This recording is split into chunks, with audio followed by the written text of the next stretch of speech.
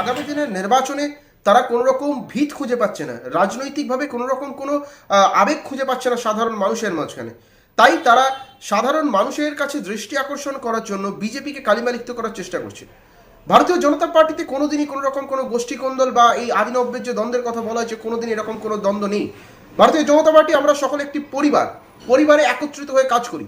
সুতরাং তৃণমূল কংগ্রেস নিজেরাই এরকম প্রিন্ট করাচ্ছে, এরকম পোস্টার দিচ্ছে এবং খোদ বিধায়ক অফিসের পাশে এরকম পোস্টার ফেলছে, কারণ জানে সাধারণ মানুষের দৃষ্টি আকর্ষণ করার জন্য, নিজেদের রাজনৈতিক ভিত খুঁজে পাওয়ার জন্য তারা অন্য কোনো মাধ্যম পাবে না।